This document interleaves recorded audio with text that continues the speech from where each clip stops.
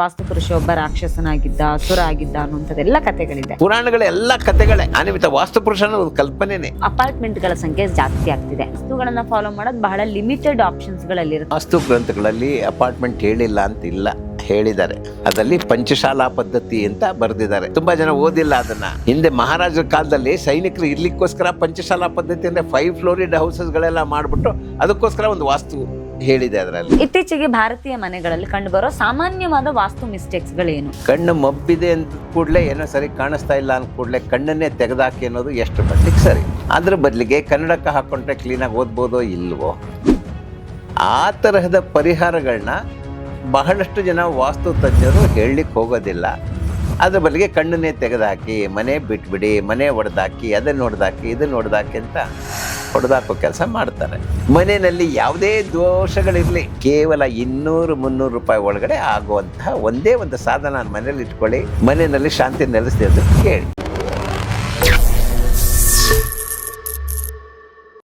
ಈ ವಾಸ್ತು ಪುರುಷನ ಆರಾಧನೆ, ವಾಸ್ತು ಪುರುಷನ ಪರಿಕಲ್ಪನೆ ಏನಿದೆ ಅಲ್ವಾ, ಕೆಲವರು ಹೇಳ್ತಾರೆ ವಾಸ್ತು ಪುರುಷ ಒಬ್ಬ ರಾಕ್ಷಸನಾಗಿದ್ದ, ಅಸುರ ಆಗಿದ್ದ ಅನ್ನುವಂಥದ್ದೆಲ್ಲ ಕಥೆಗಳಿದೆ.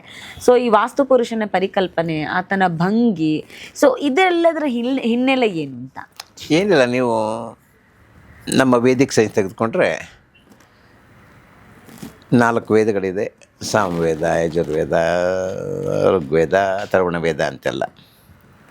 ಅದರ ನಂತರದ್ದು ಪರಿಚಯ ಮಾಡಿಸ್ಲಿಕ್ಕೋಸ್ಕರ, ಸುಲಭವಾಗಿ ಹೇಳಲಿಕ್ಕೋಸ್ಕರ ಪುರಾಣ ಅಂತ ಬಂತು.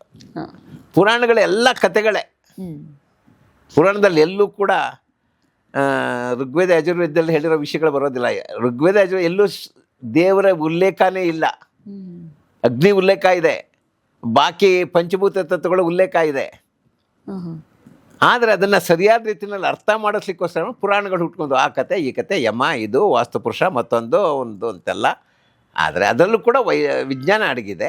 ವಾಸ್ತುಪುರುಷನ ಚಿತ್ರ ಮಾಡಿಬಿಟ್ಟು ಅವನ ತಲೆನ ನಾರ್ತ್ ಈಸ್ಟಲ್ಲಿದೆ, ನಾರ್ತ್ ಈಸ್ಟಲ್ಲಿದ್ದಾಗ ಅಲ್ಲಿ ಭಾರ ಬರಬಾರ್ದು, ದೇವ್ರ ಮೇಲೆ ಭಾರ ಹಾಕ್ದಂಗೆ ಆಗ್ಬಿಡುತ್ತೆ. ಬ್ರಹ್ಮಸ್ಥಾನ ಹೊಟ್ಟೆ ಮೇಲೆ ನಾವು ನಿಲ್ಬಾರ್ದು, ಅದಕ್ಕೋಸ್ಕರ ಬ್ರಹ್ಮಸ್ಥಾನ ಖಾಲಿ ಇರಬೇಕು. ಅಂದರೆ ಅದೊಂದು ಕಲ್ಪನೆ ಅಷ್ಟೇ. ಆದರೆ ಅದ್ರ ಮೂಲಕನೇ ವೈಜ್ಞಾನಿಕವಾಗಿ ಅವರು ಯಾವ ಕಡೆ ತಲೆ ಇಟ್ಟರೆ ಒಳ್ಳೆಯದು, ಇನ್ಫ್ರಾರೆಡ್ ರೇಸು, ಅಲ್ಟ್ರಾವೈಲೆಟ್ ರೇಸು, ಅದನ್ನೆಲ್ಲ ಹೇಗೆ ನೀವು ಅನುಭವಿಸ್ಬೋದು ಅನ್ನೋದು ಹೇಳ್ತಾ ಇದ್ರು ಅಷ್ಟೇ. ಅನಿಮಿತ ವಾಸ್ತುಪುರುಷ ಅನ್ನೋದು ಒಂದು ಕಲ್ಪನೆನೇ. ಆದರೆ ಅದರಲ್ಲಿ ಹೇಳಿರೋ ವಿಚಾರ ಇದೆಯಲ್ಲ, ಅದರಲ್ಲಿ ವೈಜ್ಞಾನಿಕತೆ ನಾವು ತಗೊಳ್ಳೋದಿಲ್ಲ, ವೈಜ್ಞಾನಿಕತೆ ನಾವು ತಗೋಬೇಕು. ಇವಾಗ ಮಣ್ಣಿನ ಮಡಿಕೆನಲ್ಲಿ ನೀರು ಕುಡಿದ್ರೆ ಒಳ್ಳೆಯದು ಅಂತ ಹೇಳ್ತಾ ಇದ್ರು, ಅಥವಾ ಒಂದು ತಾಮ್ರದ ಲೋಟದಲ್ಲಿ ನೀರು ಕುಡಿದ್ರೆ ಒಳ್ಳೆಯದು, ಅಥವಾ ಹಿತ್ತಾಳೆ ಇದರಲ್ಲಿ ಅಡುಗೆ ಊಟ ಮಾಡಿದ್ರೆ ಚೆನ್ನಾಗಿರುತ್ತೆ ಅಂತ. ವೈಜ್ಞಾನಿಕವಾಗಿ ಯೋಚನೆ ಮಾಡಿದಾಗ ಅದರಲ್ಲಿ ಯಾವುದೇ ಒಂದು ವೈರಸ್ಗಳು, ಬ್ಯಾಕ್ಟೀರಿಯಾಗಳು ಬದುಕೋಕ್ಕೆ ಸಾಧ್ಯ ಇರಲಿಲ್ಲ ಈ ಮಣ್ಣಿನ ಮಡಿಕೆನಲ್ಲಿರೋ ನೀರಲ್ಲಿ. ಆ ವಿಜ್ಞಾನ ಹೇಳಲಿಕ್ಕೆ ಬದಲಿಗೆ ಅವರು ಇದ್ರಲ್ಲಿ ಭೂತತ್ವ ಅಡಗಿದೆಪ್ಪ, ಆ ಭೂತತ್ವದ ಇದು ನಾವು ಯೂಸ್ ಮಾಡಬೇಕು, ಆ ಥರ ಬೇರೆ ರೀತಿಯಲ್ಲಿ ಕತೆ ರೂಪದಲ್ಲಿ ಏನೇನು ಹೇಳ್ಕೊಂಡು ಅದ್ರ ವೈಜ್ಞಾನಿಕತೆನ ಮರೆಮಾಚಿದ್ರು. ಆದ ಕಾರಣ ನಾವು ಇದರಲ್ಲಿ ಈ ಕತೆ ನಂಬೋದಾ ಬಿಡ್ಬೋದಾ, ಇದು ಮೂಢನಂಬಿಕೆನ ಅಂತೆಲ್ಲ ಶುರು ಆಗತ್ತೆ ನಮಗೆ. ಈಗ ಇತ್ತೀಚೆಗೆ ಅಪಾರ್ಟ್ಮೆಂಟ್ಗಳ ಸಂಖ್ಯೆ ಜಾಸ್ತಿ ಆಗ್ತಿದೆ. ಮನೆಗಳಿಗೆ ಬೇರೆ, ಅಪಾರ್ಟ್ಮೆಂಟ್ಗಳಿಗೆ ಬೇರೆ. ಅಪಾರ್ಟ್ಮೆಂಟ್ಗಳಲ್ಲಿ ವಾಸ್ತುಗಳನ್ನ ಫಾಲೋ ಮಾಡೋದು ಬಹಳ ಲಿಮಿಟೆಡ್ ಆಪ್ಷನ್ಸ್ಗಳಲ್ಲಿರುತ್ತೆ, ಅಲ್ಲಿ ಅವಕಾಶಗಳೇ ಬಹಳ ಕಡಿಮೆ ಇರುತ್ತೆ. ಸೊ ಇಂಥ ಸಂದರ್ಭದಲ್ಲಿ ಯಾವ ರೀತಿ ರೆಮಿಡಿಗಳನ್ನು ಬಳಸಬಹುದು ಅಪಾರ್ಟ್ಮೆಂಟ್ಗಳ ದೃಷ್ಟಿಕೋನದಲ್ಲಿ ನೋಡೋದಾದ್ರೆ ಅಂತ? ವಾಸ್ತು ಗ್ರಂಥಗಳಲ್ಲಿ ಅಪಾರ್ಟ್ಮೆಂಟ್ ಹೇಳಿಲ್ಲ ಅಂತ ಇಲ್ಲ, ಹೇಳಿದ್ದಾರೆ. ಅದರಲ್ಲಿ ಪಂಚಶಾಲಾ ಪದ್ಧತಿ ಅಂತ ಬರೆದಿದ್ದಾರೆ. ಏಕಶಾಲಾ, ದ್ವಿಶಾಲಾ, ತ್ರಿಶಾಲಾ ಅಂತ ಬೇರೆ ಬೇರೆ ಶಾಲಾ ಪದ್ಧತಿ ಅಂದರೆ ಬೇರೆ ಬೇರೆ ಫ್ಲೋರ್ಗಳ ಪದ್ಧತಿದು ಮನೆಗಳ ವಿಚಾರವಾಗಿ ಮಾತಾಡ್ತಾರೆ. ತುಂಬ ಜನ ಓದಿಲ್ಲ ಅದನ್ನು. ಹಿಂದೆ ಮಹಾರಾಜರ ಕಾಲದಲ್ಲಿ ಸೈನಿಕರು ಇರ್ಲಿಕ್ಕೋಸ್ಕರ ಪಂಚಶಾಲಾ ಪದ್ಧತಿ ಅಂದರೆ 5 ಫ್ಲೋರಿಡ್ ಹೌಸಸ್ಗಳೆಲ್ಲ ಮಾಡಿಬಿಟ್ಟು ಅದಕ್ಕೋಸ್ಕರ ಒಂದು ವಾಸ್ತು ಹೇಳಿದೆ ಅದರಲ್ಲಿ. ಅದನ್ನು ನಾವು ಇದಕ್ಕೆ ಅಪ್ಲೈ ಮಾಡ್ತೀವಿ. ಪಂಚಶಾಲಾ ಪದ್ಧತಿ ಏನಿರುತ್ತೆ ಅದೇ ಪ್ರಿನ್ಸಿಪಲ್ನ ನಾವು, ಕಾಮನ್ ವಾಲ್ಸ್ ಇರುತ್ತೆ ಮನೆಗಳಲ್ಲಿ, ಇಂಡಿಪೆಂಡೆಂಟ್ ಮನೆ ಸುತ್ತ ಜಾಗ ಖಾಲಿ ಇರುತ್ತೆ, ಅದಕ್ಕೆ ಬೇರೆ ವಾಸ್ತು ಮಾಡಿಬಿಟ್ರು. ಅಲ್ಲಿ ಪೈಶಾಚ ವಿಭಾಗ ಅಂತೆಲ್ಲ ಮಾಡಿದ್ರು. ಇಲ್ಲಿ ಆ ಪೈಶಾಚ ವಿಭಾಗ ತೆಗೆದಾಕ್ಬಿಟ್ಟು ಇದರಲ್ಲಿ ಮುಖ್ಯ ದ್ವಾರ ಎಲ್ಲಿರಬೇಕು, ಬಾಕಿದೆಲ್ಲಿರಬೇಕು, ಆಮೇಲೆ ಅವೆರಡು ಬೈಫರ್ಕೇಷನ್ ಮಾಡಲಿಕ್ಕೋಸ್ಕರ ಏನು ಇದು ಮಾಡಬೇಕು. ಫಾರ್ ಎಕ್ಸಾಂಪಲ್, ಒಂದು ದೇವ್ರ ಕೋಣೆ ಇದೆ, ಅದ್ರ ಹಿಂದೆನೇ ಒಂದು ಟಾಯ್ಲೆಟು ಇದೆ. ವಾಸ್ತು ಪ್ರಕಾರ ತಪ್ಪು, ಒಂದು ದೇವ್ರ ಕೋಣೆ ಹಿಂಭಾಗದಲ್ಲಿ ಟಾಯ್ಲೆಟ್ ಇರಬಾರ್ದು. ಅದಕ್ಕೂ ಕೂಡ ರಿಮಿಡಿ ಕೊಟ್ಟರು. ಆ ಗೋಡೆಗೂ ಈ ಗೋಡೆಗೂ ಮಧ್ಯದಲ್ಲಿ ಖಾಲಿ ಬಿಡಿ ಅಂತ ಹೇಳಿದ್ರು. ದೇವ್ರ ತಲೆ ಮೇಲೆ ಭಾರ ಇರಬಾರ್ದು ಅನ್ನೋಕ್ಕೋಸ್ಕರ ದೇವ್ರ ಮನೆಯೇ ಎತ್ತರ ಜಾಸ್ತಿ ಮಾಡಿ ಅಂತ ಹೇಳೋರು. ಆಮೇಲೆ ಮುಂಚಿನ ಕಾಲದೆಲ್ಲ ತೊಟ್ಟಿ ಮನೆ ಅಂತ ಬರೋದು. ಆಕಾಶದಲ್ಲಿ ಬ್ರಹ್ಮಸ್ಥಾನಕ್ಕೇನೆ ನೀರು ಮತ್ತು ಬೆಳಕು ಎಲ್ಲ ಬರೋ ಥರ ಮಾಡೋರು. ಅದೆಲ್ಲ ಮಾಡಿದಾಗ ಮನೆ ಸುಭಿಕ್ಷವಾಗಿರೋದು. ಇವಾಗ ಏನಾಗ್ಬಿಟ್ಟಿದೆ, ಎಲ್ಲ ಒಂದೊಂದು ಇಂಚಿಗೂ ಬೆಲೆ ಆದಾಗ ಅಷ್ಟೊಂದು ವಾಸ್ತು ಪರಿಪಾಲನೆ ಮಾಡಲಿಕ್ಕೆ ಆಗೋದಿಲ್ಲ ಅನ್ನೋ ಕಾರಣಕ್ಕೋಸ್ಕರ ಎಷ್ಟು ಮಟ್ಟಿಗೆ ಸಾಧ್ಯನೋ ಅಷ್ಟು ಮಟ್ಟಿಗೆ ವಾಸ್ತು ಸರಿ ಮಾಡ್ಕೊಂಡು ಬಾಕಿದ್ದು ನಮ್ಮ ಮನಸ್ಸನ್ನು ಸರಿಯಾಗಿ ಇಟ್ಕೊಳ್ಳೋ ಒಂದು. ಇತ್ತೀಚೆಗೆ ಭಾರತೀಯ ಮನೆಗಳಲ್ಲಿ ಕಂಡುಬರೋ ಸಾಮಾನ್ಯವಾದ ವಾಸ್ತು ಮಿಸ್ಟೇಕ್ಸ್ಗಳೇನು, ಮತ್ತು ಇದನ್ನ ಸರಳವಾಗಿ ಹೇಗೆ ಪರಿಹಾರ ಮಾಡ್ಕೊಳ್ಬೋದು ಅಂತ. ಈಗ ಬಿಲ್ಡಿಂಗ್ಗಳನ್ನಂತೂ ಒಡೆಯೋಕ್ಕಾಗೋದಿಲ್ಲ, ಆ್ಯಂಡ್ ಹೆಚ್ಚಿನವರು ಬಾಡಿಗೆ ಮನೆಗಳಲ್ಲಿ ಇರ್ತಾರೆ. ಸೊ ಅವ್ರಿಗೆ ಅನುಕೂಲ ಆಗೋ ಹಾಗೆ ಬಾಡಿಗೆ ಮನೆಗಳಲ್ಲೂ ಇರುವಂಥ ವಾಸ್ತು ಸಮಸ್ಯೆಗಳನ್ನು ಸರಿ ಮಾಡ್ಕೊಳ್ಳೋದಕ್ಕೆ ಸರಳವಾಗಿರುವಂಥ ರೆಮಿಡೀಸ್ಗಳೇನಾದರೂ ಇದೆಯಾ ಅಂತ? ಬೇಕಾದಷ್ಟಿದೆ. ಉದಾಹರಣೆಗೆ ನಿಮ್ಮ ಕಣ್ಣು ಮಬ್ಬಿದೆ ಅಂತ ಅಂದ್ಕೊಳ್ಳೋಣ. ಕಣ್ಣು ಮಬ್ಬಿದೆ ಅಂದ ಕೂಡಲೇ ಏನೋ ಸರಿ ಕಾಣಿಸ್ತಾ ಇಲ್ಲ ಅಂದ ಕೂಡಲೇ ಕಣ್ಣನ್ನೇ ತೆಗೆದಾಕಿ ಅನ್ನೋದು ಎಷ್ಟು ಮಟ್ಟಿಗೆ ಸರಿ. ಅದ್ರ ಬದಲಿಗೆ ಕನ್ನಡಕ್ಕೆ ಹಾಕ್ಕೊಂಡ್ರೆ ಕ್ಲೀನಾಗಿ ಓದ್ಬೋದೋ ಇಲ್ವೋ, ಅಂದರೆ ನಿತ್ಯ ಜೀವನ ನಡೆಸ್ಲಿಕ್ಕೆ ಏನೇನೂ ಕಷ್ಟ ಇಲ್ಲ. ಆ ತರಹದ ಪರಿಹಾರಗಳನ್ನ ಬಹಳಷ್ಟು ಜನ ವಾಸ್ತು ತಜ್ಞರು ಹೇಳಲಿಕ್ಕೆ ಹೋಗೋದಿಲ್ಲ. ಅದ್ರ ಬದಲಿಗೆ ಕಣ್ಣನ್ನೇ ತೆಗೆದುಹಾಕಿ, ಮನೆ ಬಿಟ್ಬಿಡಿ, ಮನೆ ಹೊಡೆದಾಕಿ, ಅದನ್ನು ಹೊಡೆದಾಕಿ, ಇದನ್ನು ಹೊಡೆದಾಕಿ ಅಂತ ಹೊಡೆದಾಕೋ ಕೆಲಸ ಮಾಡ್ತಾರೆ. ಸಾಮಾನ್ಯವಾಗಿ ಎಲ್ಲ ಪ್ರೇಕ್ಷಕರಿಗೆ ಹೇಳೋದೇನಪ್ಪ ಅಂತ ಹೇಳಿದ್ರೆ, ನೀವು ಸ್ವಂತ ಮನೆ ಕಟ್ಸೋದಾದರೆ ಕೆಲವೊಂದು ಸುಲಭ ವಿಧಾನ ಹೇಳ್ತೀನಿ. ಮನೆಯ ಸುತ್ತ 1 ಹಸ್ತದಷ್ಟಾದರೂ ಖಾಲಿ ಜಾಗ ಬಿಡಬೇಕು. ನಿಮ್ಮ ನಿವೇಶನ ಒಂದು 30-40 ಇದೆ ಅಂದರೆ 1 ಹಸ್ತದಷ್ಟು ಸುತ್ತಲೂ ಜಾಗ ಬಿಟ್ಟು ಕಟ್ಟಡ ಕಟ್ಟಿಸಿ. ಕಷ್ಟ ಇದೆಯಾ? ವಾಸ್ತುಗೋಸ್ಕರ ಮಾಡಿ. ಅದನ್ನು ದೇವ್ರ ಹೆಸರಲ್ಲಿ ಹೇಳಿದ್ರು, ಅದು ಹಿರಿಯರು ಓಡಾಡೋ ಜಾಗ. ನಮ್ಮ ಹಿರಿಕರು ಅವರು ಕೂಡ ಇದ್ದಾರೆ. ಇವಾಗ ನಮ್ಗೆ ಆಶೀರ್ವಾದ ಬೇಕು ಅಂದರೆ ಅದ್ರ ಸುತ್ತ ಓಡಾಡಬೇಕು ಅಂತ ಹೇಳ್ತಾರೆ. ಆದರೆ ವೈಜ್ಞಾನಿಕವಾಗಿ ಹೇಳೋದಾದರೆ ವೆಂಟಿಲೇಷನ್ ಅಂತ ಏನು ಕರಿತೀವಿ, ಕ್ರಾಸ್ ವೆಂಟಿಲೇಷನ್ನು, ಅವೆಲ್ಲ ಚೆನ್ನಾಗಿರಲಿ, ಅಲ್ಟ್ರಾವೈಲೆಟ್ ರೇಸ್ ಎಲ್ಲ ಚೆನ್ನಾಗಿ ಬರಲಿ ಅನ್ನೋ ಕಾರಣಕ್ಕೋಸ್ಕರ ಆ ಥರ ಮನೆ ಸುತ್ತ ಜಾಗ ಮಾಡಿ ಅಂತ ಹೇಳ್ತಾಯಿದ್ರು. ಅವೆಲ್ಲವನ್ನು ಪರಿಗಣಿಸ್ಬಿಟ್ಟೆ ನಮ್ಮ ಕಾರ್ಪೊರೇಷನ್ನವರು ಇವಾಗ ಪ್ಲ್ಯಾನ್ಗಳು ಮಾಡ್ತಾ ಇರೋದು. ಈ ಪ್ಲ್ಯಾನ್ ಇರಬೇಕಾದ್ರೆ ಸೆಟ್ ಬ್ಯಾಕ್ಸ್ ಅಂತ ಇರಬೇಕು ಅಂತ ಹೇಳಿದ್ರು. ಯಾರು ಸೆಟ್ ಬ್ಯಾಕ್ಸ್ ಅಂತ ವಾಸ್ತು ಕಾಲದಲ್ಲೇ ಹೇಳಿದ್ದಾರೆ. ಸೆಟ್ ಬ್ಯಾಕ್ಸ್ ಅಂತ ಅಟ್ಲೀಸ್ಟ್ 1 ಹಸ್ತದಷ್ಟಾದ್ರೂ ಜಾಗ ಖಾಲಿ ಬಿಡಬೇಕು. ಅನಿಮಿತ್ತ ಎಷ್ಟೊಂದು ಸಮಸ್ಯೆ ದೂರ ಆಗೋದು ಅಂತ. ಅಕ್ಕಪಕ್ಕದರಿಂದ ಏನು ಗಲಾಟೆ ಇಲ್ವೇ ನಮಗೆ, ನಮ್ಮ ಗೋಡೆ ಮೇಲೆ ನೀನು ಕಟ್ಟಿಸ್ಕೊಂಬಿಟ್ಟೆ, ಇಲ್ಲಿ ಕಿಟಕಿ ತೆಗಿಬೇಡ, ಅದು ಮಾಡಬೇಡ, ಇದು ಮಾಡಬೇಡ, ಅದು ನನ್ನ ಮನೆ ಒಳಗಡೆ ಏನು ಬೇಕಾದ್ರೂ ಮಾಡ್ಕೊಳ್ತೀನಿ, ಸುತ್ತ ಜಾಗ ಬಿಟ್ಟಿದ್ದೀನಿ ಅಂದಾಗ ಯಾರು ಏನು ಕೇಳೋ ಆಗಿಲ್ಲ. ಅದನ್ನು ಮುಖ್ಯವಾಗಿ ನೋಡ್ಕೊಳ್ಳಿ ಸಾಧ್ಯ ಆದರೆ. ಬಾಡಿಗೆ ಮನೆಯಲ್ಲಾದರೆ ನಾನು ಹೇಳ್ತೀನಿ ಪರಿಹಾರ ಏನು ಮಾಡಬಹುದು ಅಂತ, ಸುಲಭ ಪರಿಹಾರ. ಎರಡನೇದು ಮುಖ್ಯ ದ್ವಾರ. ತುಂಬ ಜನರ ಕಲ್ಪನೆಯಲ್ಲಿ ಏನಪ್ಪ ಅಂತ ಹೇಳಿದ್ರೆ, ದಕ್ಷಿಣ ದಿಕ್ಕು ಕೆಟ್ಟದ್ದು, ಪಶ್ಚಿಮ ದಿಕ್ಕು ಕೆಟ್ಟದ್ದು, ಉತ್ತರ ಮತ್ತು ಪೂರ್ವ ಒಳ್ಳೆಯದು. ನಿಜ, ಉತ್ತರ ಮತ್ತು ಪೂರ್ವ ಒಳ್ಳೆಯದು ಅನ್ನೋ ಕಾರಣಕ್ಕೋಸ್ಕರ ದಕ್ಷಿಣ ಕೆಟ್ಟದು ಅಥವಾ ಪಶ್ಚಿಮ ಕೆಟ್ಟದು ಅಂತ ಹೇಳೋಕ್ಕಾಗೋದಿಲ್ಲ. ಅದರಲ್ಲೂ ಕೂಡ ಉಚ್ಚ ಸ್ಥಾನ, ನೀಚ ಸ್ಥಾನ ಅಂತ ಇರುತ್ತೆ. ಮುಖ್ಯ ದ್ವಾರ ನೀವು ಉಚ್ಚ ಸ್ಥಾನದಲ್ಲಿ ಇಡಬೇಕು. ಉದಾಹರಣೆಗೆ ದಕ್ಷಿಣದಲ್ಲಿ ಸೌತ್ ಈಸ್ಟ್ ಅಂತ ಹೇಳಿದ್ರೆ ಅಗ್ನಿ ಮೂಲೆ, ಅಗ್ನಿ ಕಾರ್ನರ್ಗಳು, ಅದು ಉಚ್ಚ ಸ್ಥಾನ. ಸೌತ್ ವೆಸ್ಟ್ ಅಂತ ಹೇಳಿದ್ರೆ ನೈಋತ್ಯ ಅಂತ ಏನು ಕರಿತೀವಿ, ಅದು ನೀಚ ಸ್ಥಾನ. ಅದನ್ನ ನಿಮಿತ್ತ ನೀವು ಮುಖ್ಯ ದ್ವಾರನ ದಕ್ಷಿಣದಲ್ಲಿ ಇಡೋದ್ರಿಂದ ಏನೂ ತೊಂದರೆ ಇಲ್ಲ, ದಕ್ಷಿಣದಲ್ಲೇ ಇಡಿ. ಆದರೆ ಅದು ಇದ್ರ ವಿಭಾಗದಲ್ಲಿ ಇರಲಿ, ಆಗ್ನೇಯ ವಿಭಾಗದಲ್ಲಿ. ಪಶ್ಚಿಮದಲ್ಲೂ ಅಷ್ಟೇ.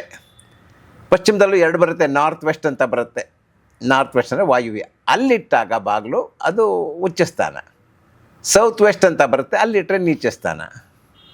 ಅದೇ ಥರ ನಾರ್ತಲ್ಲಿ ಇಟ್ಟಿರೋದಾದರೆ ನಾರ್ತ್ ಈಸ್ಟಲ್ಲಿ ಉಚ್ಚ ಸ್ಥಾನ, ನಾರ್ತ್ ವೆಸ್ಟಲ್ಲಿ ನೀಚ ಸ್ಥಾನ. ಬಿಡಿ, ಇನ್ನು ಜಾಸ್ತಿ ನಿಮ್ಮ ತಲೆ ತಿನ್ನೋಕ್ಕೆ ಹೋಗೋದಿಲ್ಲ. ಉಚ್ಚ ಸ್ಥಾನ ನೀಚ ಸ್ಥಾನ ಅಂತಿರುತ್ತೆ. ಉಚ್ಚ ಸ್ಥಾನದಲ್ಲಿ ನಿಮ್ಮ ಮುಖ್ಯ ದ್ವಾರ ಇಡಿ. ಗೊತ್ತಾಗದಿದ್ರೆ ಯಾರಾದರೂ ವಾಸ್ತು ತಜ್ಞರಿಗೆ ಕೇಳಿಕೊಂಡು ಅವ್ರು ಹೇಳ್ತಾರೆ ಇಂಥ ಕಡೆ ಡೋರ್ ಇಟ್ಟರೆ ಇನ್ನೂ ತೊಂದರೆ ಆಗೋದಿಲ್ಲ ಅಂತ. ಮೂರನೇದು, ಸಾಧ್ಯ ಆದರೆ ನೀವು ನಿಮ್ಮ ಅಡುಗೆ ಮನೆಯನ್ನು ಆದಷ್ಟು ಮಟ್ಟಿಗೆ ಆಗ್ನೇಯ ವಿಭಾಗದಲ್ಲೇ ಇಡಬೇಕು. ಸೌತ್ ಈಸ್ಟ್, ಅದರಲ್ಲೂ ಕೂಡ ಅಡುಗೆ ಕಟ್ಟೆ ಈಸ್ಟ್ ವಾಲಲ್ಲೇ ಇಡಬೇಕು. ಈಸ್ಟ್ ವಾಲ್ ಮುಂಚೆನೇ ಹೇಳಿದೆ, ಅದು ಅಲ್ಟ್ರಾವೈಲೆಟ್ ರೇಸ್ ಬರುವಂಥದ್ದು, ಕಾಯಿಲೆ ಕಸಾಲೆ ಎಲ್ಲ ಬರೋದಂತ ಅಡ್ಡಿ ಏನಿದ್ರೂ ಕೂಡ ಅದು ಅಡ್ಡಿ ಮಾಡೋದಿಲ್ಲ. ಕಾಯಿಲೆ ಕಸಾಲೆಗೆ ಒಂದು ತಡೆ ಹಾಕತ್ತದು. ಬೈ ಚಾನ್ಸ್ ಸೌತ್ ಈಸ್ಟಲ್ಲಿ ಇರಲಿಲ್ಲಪ್ಪ, ನನಗೆ ಅನುಕೂಲ ಬರ್ತಾ ಇಲ್ಲ, ಆದರೆ ಸೌತ್ ಈಸ್ಟ್ ಅನ್ನೋದು ಅಗ್ನಿ ಮೂಲೆ ಆಗುತ್ತೆ. ಅಗ್ನಿಗೆ ಯಾರು ಸ್ನೇಹಿತರು ಅಂತ ನೋಡಿದ್ರೆ ವಾಯು ಸ್ನೇಹಿತ. ಅಗ್ನಿ ಜಾಸ್ತಿ ಆಗಬೇಕಾದ್ರೆ ಯಾರು ಕಾರಣಪ್ಪ? ಗಾಳಿ ಇದ್ದರೆ ಅಗ್ನಿನೂ ಜಾಸ್ತಿ ಆಗುತ್ತೆ. ಆದ ಕಾರಣ ವಾಯುವ್ಯ ಮೂಲೆಯಲ್ಲೂ ಇಡಬಹುದು ನಾವು ಅಡುಗೆ ಮನೆನ. ಒಂದೇ ಅಂತಲ್ಲ, 2 ಕಡೆ ಇಡಬಹುದು. ಅಲ್ಲೂ ಕೂಡ ಪೂರ್ವ ದಿಕ್ಕಿನಲ್ಲಿ ನೀವು ಅಡುಗೆ ಕಟ್ಟೆ ಇಡಬೇಕು. ಯಾವುದೇ ಕಾರಣಕ್ಕೆ ಶೌಚಾಲಯ ಇದೆಯಲ್ಲ, ಅದನ್ನು ನಾರ್ತ್ ಈಸ್ಟಲ್ಲಿ ಇಡಬಾರ್ದು, ಸೌತ್ ವೆಸ್ಟಲ್ಲೂ ಇಡಬಾರ್ದು. ನಾರ್ತ್ ಈಸ್ಟ್ ಅಂದರೆ ದೇವ ಮೂಲೆ ಅಂತ ಕರೆದುಬಿಟ್ಟವರು, ನಮ್ಮ ಪ್ರಕಾರ ಅದು ಅಲ್ಟ್ರಾವೈಲೆಟ್ ರೇಸು.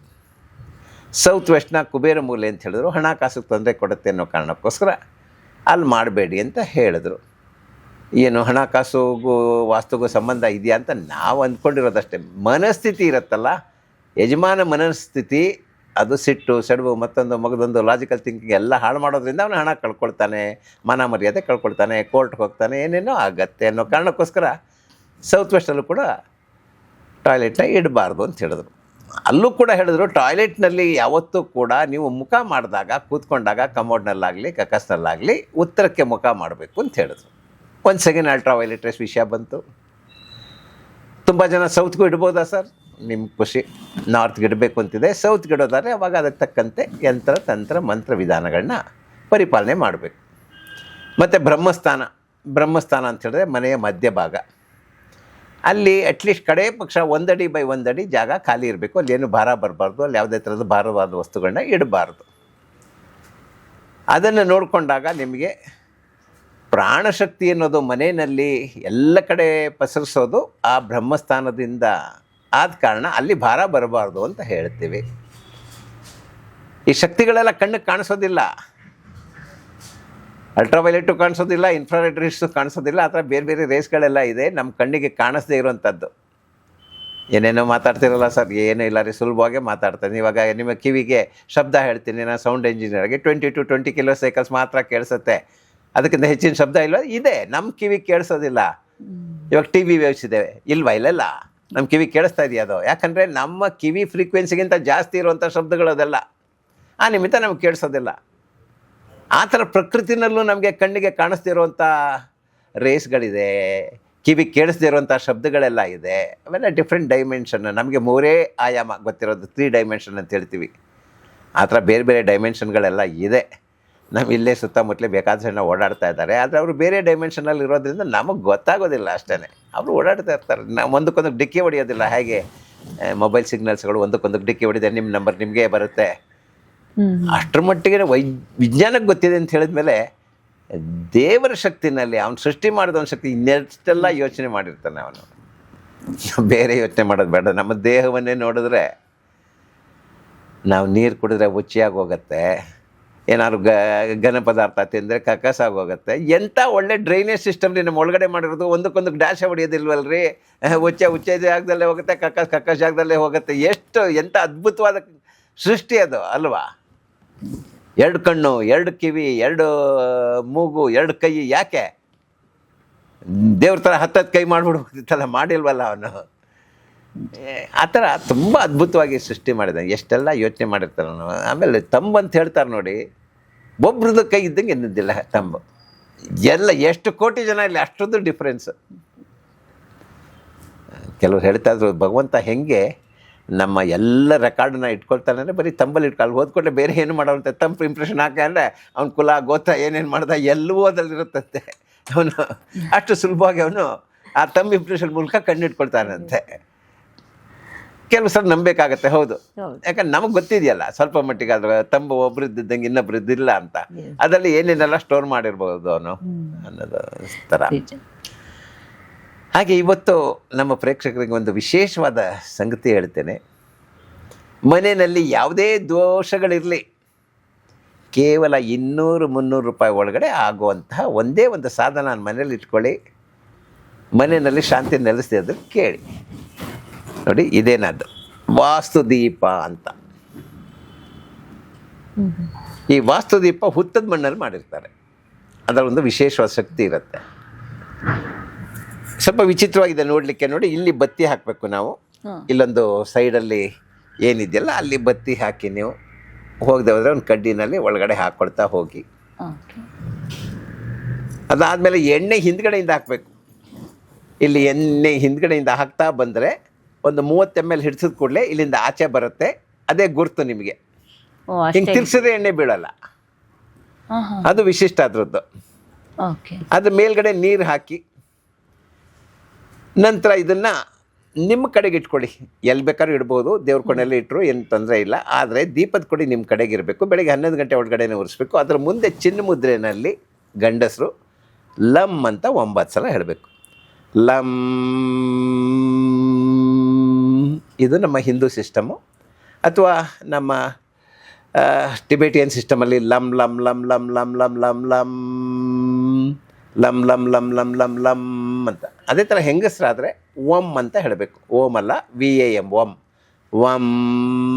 ಈ ಥರ 9 ಸಲ ಹೇಳಿದ್ರೆ ಸಾಕು, ನಿಮ್ಮ ಆಂತರಿಕ ವಾಸ್ತುನೂ ವೃದ್ಧಿ ಆಗುತ್ತೆ. ಮನೆಯಲ್ಲಿ ಎಂತಹ ವಾಸ್ತು ದೋಷಗಳಿದ್ರೂ ಕೂಡ ನಿವಾರಣೆ ಆಗುತ್ತೆ. ಹೆಚ್ಚಿಗೆ ಏನಪ್ಪ ಅಂತ ಹೇಳಿದ್ರೆ, ಇದರಲ್ಲಿ ಇಡಿಸೋದೇ 30 ml ಅಂತ ಹೇಳಿದೆ. ಈ ಎಣ್ಣೆನ ಬೇರೆ ದೀಪದಲ್ಲಿ ಹಾಕಿದ್ರೆ 2 ಗಂಟೆ ತನಕ ಉರಿಯತ್ತಷ್ಟೇ, ಅದ್ರ ಮೇಲೆ ಉರಿಯಲ್ಲ. ಈ ದೀಪದಲ್ಲಿ 6 ರಿಂದ 8 ಗಂಟೆ ಉರಿಯತ್ತೆ ಬೆಳಿಗ್ಗೆ ಉರಿಸಿದ್ರೆ. ಕೆಲವ್ರ ಮನೆಯಲ್ಲಿ 3 ದಿವಸ ಉರಿದಿದ್ದು ಇದೆ. ಆ ಮನೆಯಲ್ಲಿ ಎಷ್ಟು ಮಟ್ಟಿಗೆ ಸಾತ್ವಿಕತೆ ಇದೆ ಅನ್ನೋದ್ರ ಬೇಸಿಸ್ ಮೇಲೆ ಜಾಸ್ತಿ ಹೊತ್ತು ಕೂಡ ಉರಿಯತ್ತೆ. ಇದು ಮನೆಯಲ್ಲಿ ವಾಸ್ತುಗಳು ಪಂಚಭೂತ ತತ್ವಗಳದ್ದೇ ದೋಷ ಉಂಟಾಗೋದು.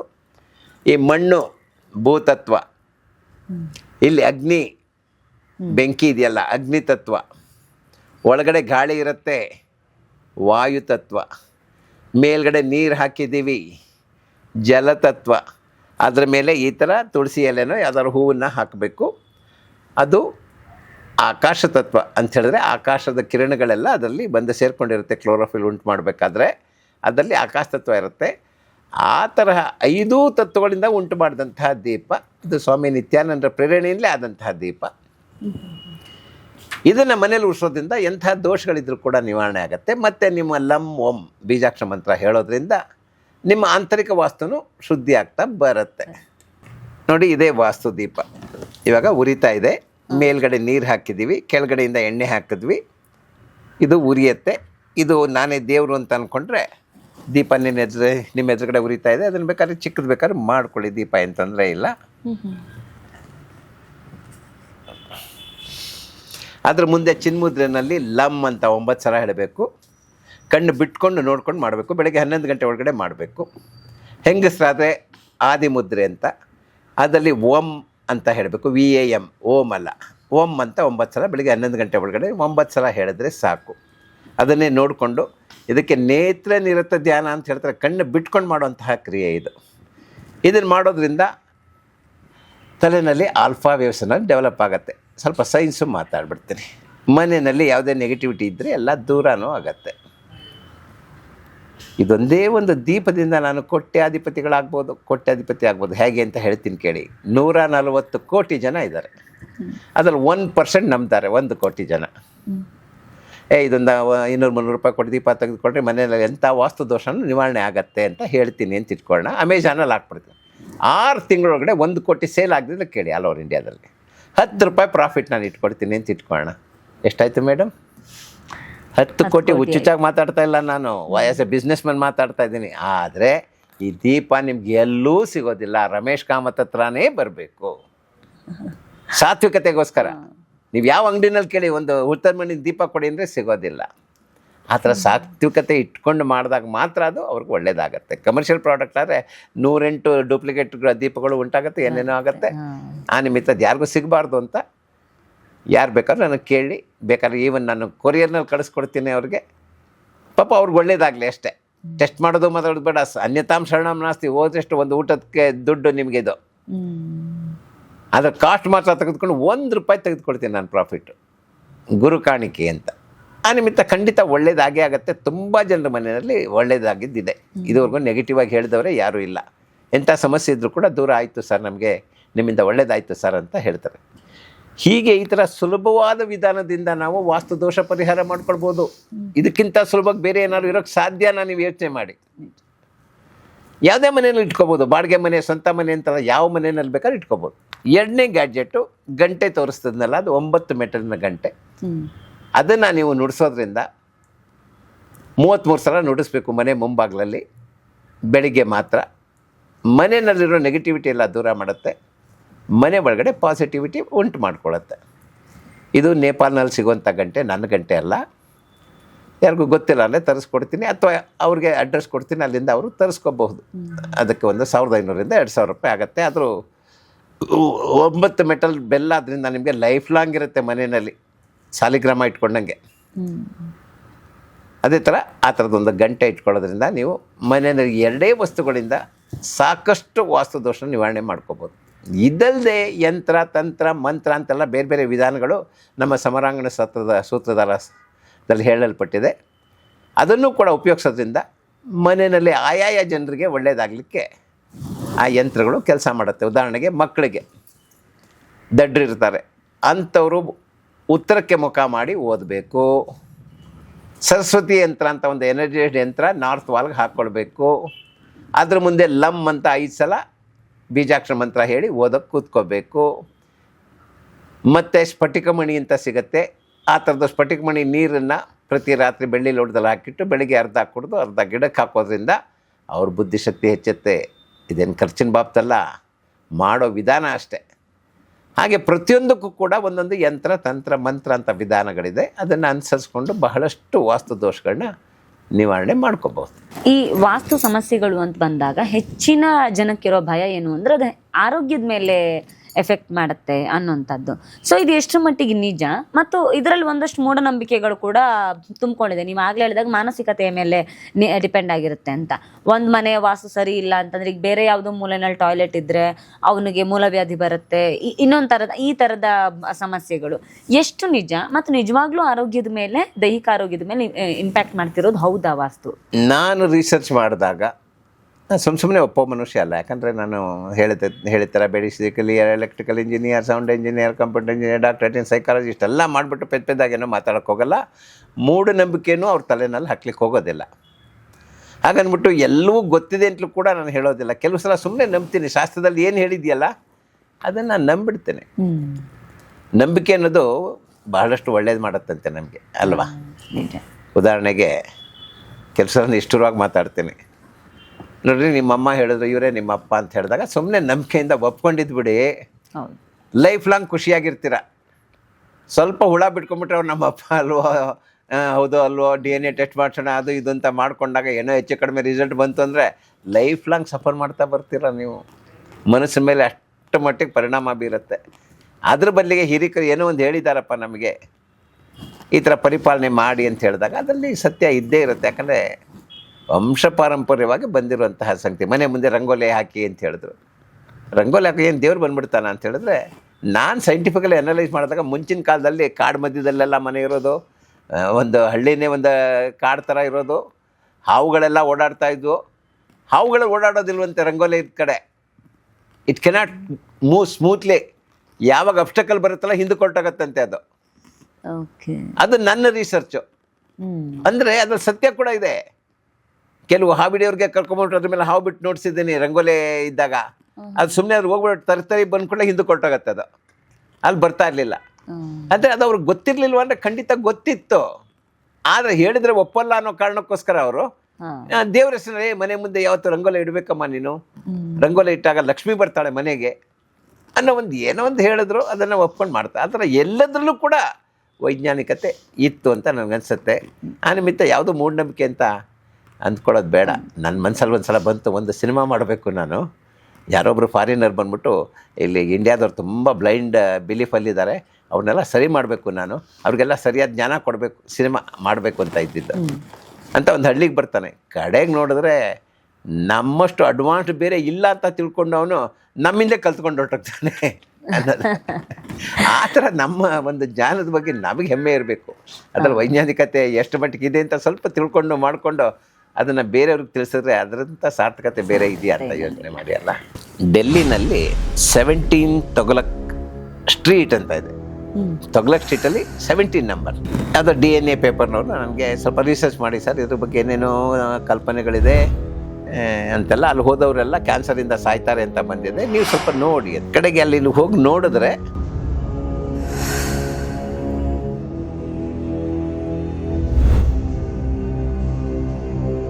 ಎಷ್ಟು ಜನ 5-6 ಜಡ್ಜಸ್ ಬಂದಿದ್ರಲ್ಲ, ಅಷ್ಟು ಜನರ ಹೆಂಡ್ತಿರು ಅಷ್ಟು ಜನರ ಅತ್ತೆಂದ್ರು ಕೂಡ ಕ್ಯಾನ್ಸರ್ನಲ್ಲೇ ಸತ್ತಿದ್ದಾರೆ.